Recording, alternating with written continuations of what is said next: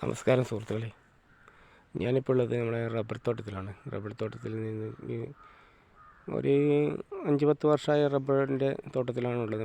Rubber മരത്തിന് ഏകദേശം 10 വർഷത്തോളമായ മരമാണിത്. 10ൽ കൂടുതലായിട്ടുണ്ടാവും, 10-15 വർഷത്തോളം ആയിട്ടുണ്ടാവും. അപ്പോൾ നമുക്ക് ആദ്യമായിട്ട് ഞാൻ പറയാം, ഒരു റബ്ബർ ടാപ്പിംഗ് ചെയ്യുമ്പോൾ ഫസ്റ്റായിട്ട് തുടങ്ങുന്ന ഒരു വ്യക്തികളാണെങ്കിൽ ആദ്യം പറയാനുള്ളതെന്ന് വെച്ചാൽ നമ്മൾ 20 ഇഞ്ചെങ്കിലും വലിപ്പമുണ്ടാകണം മാക്സിമം ഇതിൻ്റെ തടി. അതുപോലെ തന്നെ 120 സെൻറ്റിമീറ്റർ ഹൈറ്റിലാണ് നമ്മൾ ആദ്യം മാർക്ക് ചെയ്യേണ്ടത്. 120 സെൻറ്റിമീറ്റർ ഹൈറ്റിൽ.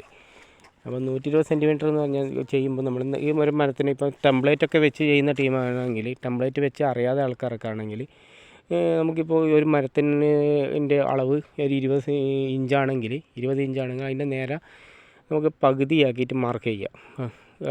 മുകളിലും താഴെയായിട്ട് മാർക്ക് ചെയ്യുക. ഇടത് മുകളിൽ നിന്ന് വലത് താഴെ, ഇടത് മുകളിൽ നിന്ന് വലത് താഴെയായിട്ടാണ് മാർക്ക് ചെയ്യേണ്ടത്. അപ്പോൾ ഇപ്പോൾ നമ്മളിപ്പോൾ കറേൻ്റെ ഒഴുക്കുന്ന പറഞ്ഞാൽ ഇടത് ഭാഗത്ത് നിന്ന് വലത് താഴെ. അപ്പോൾ ഇപ്പോൾ അന്ന് ഇടത് മുകളിൽ നിന്ന് വലത് താഴോട്ടാണ് ഇതിൻ്റെ ഒഴുക്ക്. ഇപ്പോൾ കറ ഒഴുക്ക് അതിനെയാണ്. ഇടത് മുകളിൽ നിന്ന് വലത് താഴെയാണ് റബ്ബറിൻ്റെ ഒഴുക്ക് വരുന്നത്. ഇത് ഉറ്റിക്കഴിഞ്ഞു, കുറേ സമയമായി ടാപ്പ് ചെയ്ത മരമാണ്. ഇത് ഉറ്റിക്കഴിഞ്ഞ മരമാണ്. അപ്പോൾ ചില മരത്തിന് ഉറ്റുന്നൊക്കെ ഉണ്ടാവും. അങ്ങനെ ഓരോ മരത്തിനും ഓരോ ഇതെല്ലാം ഉറ്റി കഴിഞ്ഞതാണ്.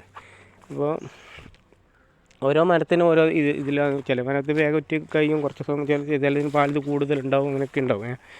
അപ്പോൾ നമ്മൾ ഈ ആദ്യം തന്നെ മരത്തിനെ കുറിച്ച് പറയുമ്പോൾ ഈ റബ്ബർ മരത്തിൻ്റെ ജന്മദേശം എന്ന് പറഞ്ഞാൽ ബ്രസീലാണ്. ഇപ്പം കൂടുതലും ബ്രസീൽ, മലേഷ്യ ഭാഗങ്ങളൊക്കെയാണ് റബ്ബറുള്ളത്. ബ്രസീലാണ് റബ്ബർ മരത്തിൻ്റെ ജന്മദേശം. ഹീവിയ ബ്രസീലിയൻസിസ് എന്ന് പറഞ്ഞ ശാസ്ത്രനാമത്തിലാണ് റബ്ബർ അറിയപ്പെടുന്നത്.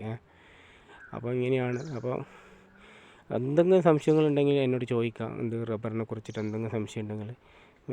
പിന്നെ നമ്മളിപ്പോൾ കറ കൂട്ടാൻ എന്താണ് വേണ്ടത്, അപ്പോൾ എങ്ങനെയാണ് ടാപ്പിംഗ് ചെയ്യേണ്ടത്, എങ്ങനെ ടാപ്പ് ചെയ്താലാണ് നല്ലത്, അതൊക്കെ ചോദിച്ചു കഴിഞ്ഞാൽ ഞാൻ പറഞ്ഞു തരുന്നതായിരിക്കും. അപ്പോൾ അടുത്ത വീഡിയോയിലായിട്ട് കാണാം. Okay, thank you.